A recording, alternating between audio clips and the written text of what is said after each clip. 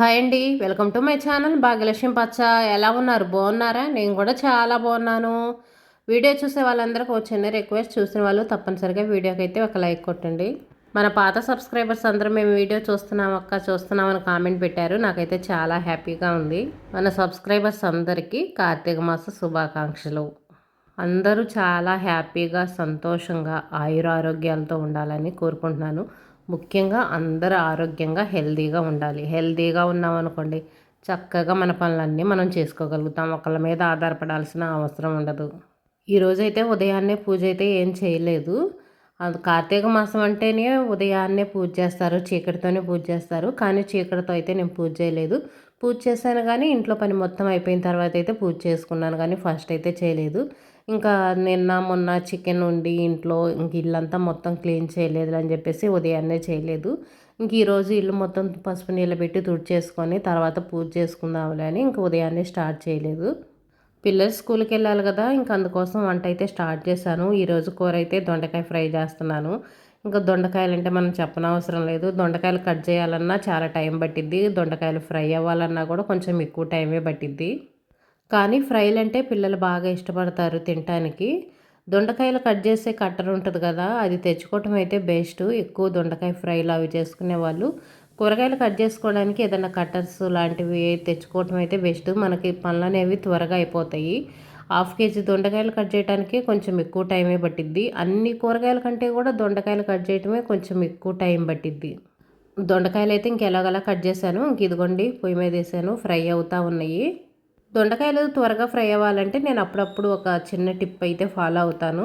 దొండకాయలు ఇలా ఫ్రై అయ్యేటప్పుడు కొంచెం వాటర్ వేసామనుకోండి, మరీ ఎక్కువ కాదు, కొంచెం వాటర్ కనుక వేసామనుకోండి దొండకాయలు త్వరగా ఫ్రై అవుతాయి. అంటే త్వరగా మెత్తబడతాయి. మెత్తబడ్డాయి అనుకోండి త్వరగా ఫ్రై అయిపోతాయి.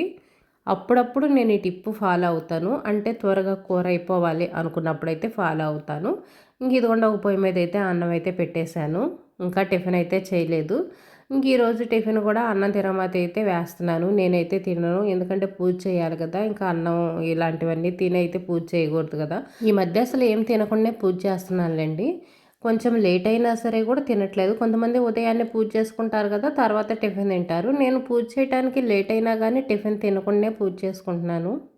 ఇంక ఈరోజైతే పూజ చేయటం అయిపోయిన తర్వాత కూడా టిఫిన్ అయితే ఉండదు. రైస్ కూడా కొంచెమే ఉంది. ఇంకా తర్వాత రైస్ ఏం తింటావులే, మళ్ళీ పూజ అంతా అయిపోయేటప్పటికి మళ్ళీ లంచ్ టైం అయిపోయింది. మళ్ళీ ఇంకా అప్పుడు టిఫిన్ తింటాం ఎందుకులే అని చెప్పేసి నాకైతే టిఫిన్ చేసుకోవట్లేదు. ఇంకా పూజ మొత్తం అయిపోయిన తర్వాత టీ అయితే పెట్టుకొని టీ అయితే తాగేస్తాను. ఇంట్లో ఏమైనా ఫ్రూట్స్ ఉంటే ఫ్రూట్స్ తింటాను, లేదనుకోండి ఫ్రూట్స్ లేకపోతే ఇంకా నార్మల్గా అలాగనే ఉండేస్తాను. ఫ్రూట్స్ కూడా ఏమి లేవు, ఒక అరటిపండే ఉంది. ఒక అరటిపండు కూడా ఇంకా పూజ చేస్తాను కదా, ఇంకా నైవేద్యంగా అరటిపండు అయితే పెట్టేస్తాను. ప్రతిరోజు పూజ చేయాలంటే మనం దేవుడికి నైవేద్యంగా ఏదో ఒకటి పెట్టాలి కదా. బెల్లమైనా పెట్టొచ్చు, మన పటికి బెల్లం పలుకులు ఉంటాయి చూడండి, చిప్స్, అవి కనుక తెచ్చి ఒక డబ్బాలో పోసి పెట్టుకున్నాం అనుకోండి, ఫ్రూట్స్ లేనప్పుడు అవి పెట్టైనా సరే పూజ చేసుకోవచ్చు. పూజ అనేది ఎక్కువ హంగామా డెకరేషన్లతో చేసుకోవాల్సిన అవసరం అయితే లేదండి. చాలా సింపుల్గా చేసుకోవచ్చు. ఇంక ఇదిగోండి నీళ్ళల్లో అయితే పసుపేసి పసుపు నీళ్ళు చల్లేసి ఇల్లు మొత్తం అయితే తుడిచేస్తున్నాను. దీపావళి పండగ ముందు ఆదివారం రోజు నాన్ వెజ్ తెచ్చుకున్నాం కదా, ఇంకా అందుకని చెప్పేసి ఈ రోజే కదా పండగ అనేది స్టార్ట్ అవుతుంది. అందుకని పసుపు నీళ్ళు అయితే చల్లుతున్నాను. మనం ఇల్లు అనేది శుద్ధి చేసుకోవాలంటే ముందు మనం ఇంట్లో పసుపు నీళ్ళు చల్లుకుంటాము. పసుపు నీళ్ళు కానీ ఆవు పంచకం కానీ చల్లుకుంటాము. ఆవు పంచకం అంటే ఇంక మనకు అందుబాటులో ఉండవు కదా. పసుపు నీళ్ళు అనుకోండి, పసుపు మన ఇంట్లోనే ఉంటుంది. పసుపు నీళ్ళు చల్లుకొని చక్కగా ఇల్లు అయితే క్లీన్ చేసుకోవచ్చు. ఇల్లు మొత్తం అయితే ఇంక పసుపు నీళ్ళు అయితే చల్లేస్తున్నాను.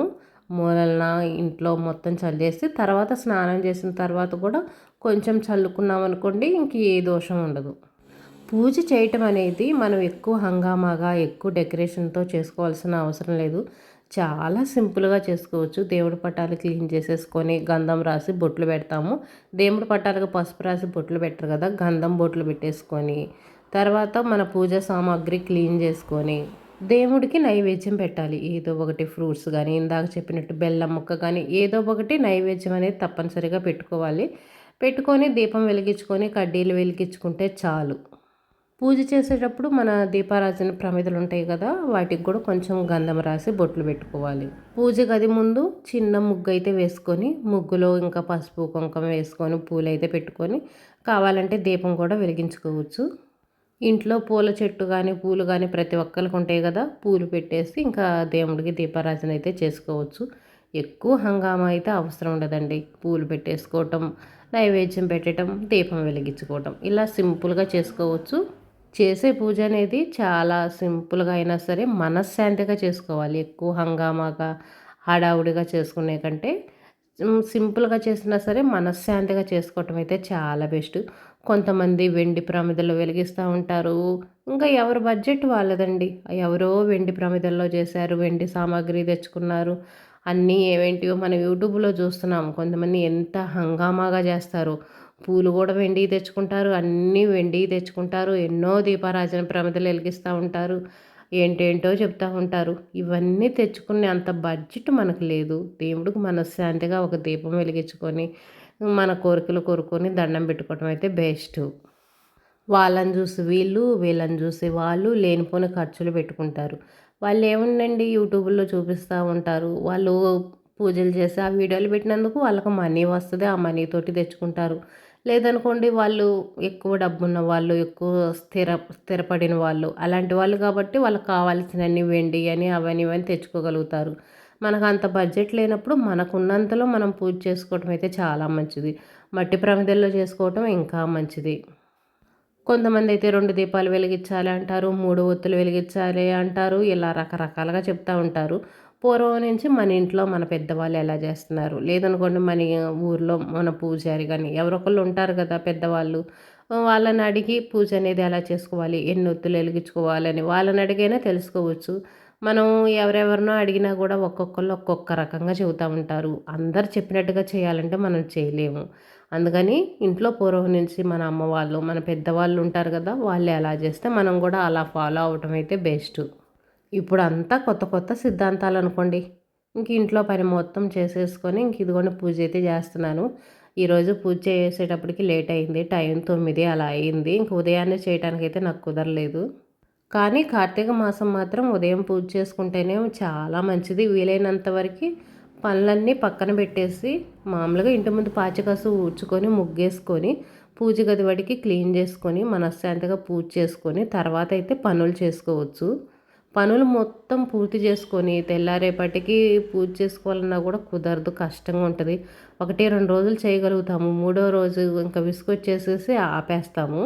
అలా కాకుండా ఉదయం పూట ఓన్లీ దేవుడి వాడికే టైం అనేది కేటాయించుకొని ఆ పని వాటికే చేసుకొని నెక్స్ట్ ఇంట్లో పని చేసుకోవటం అయితే బెస్ట్. ఇదైతే నా అభిప్రాయం.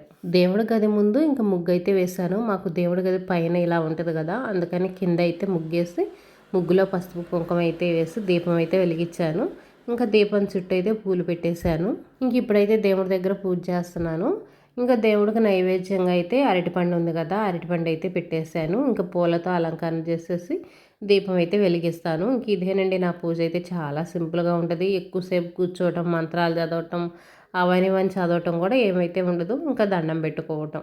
చాలామంది గుడికి కూడా వెళ్ళారు. గుళ్ళో అభిషేకాలు అయితే జరుగుతాయి. అందులో ఈరోజు మొదటి రోజు కదా, అందుకనే చాలామంది వెళ్ళారు.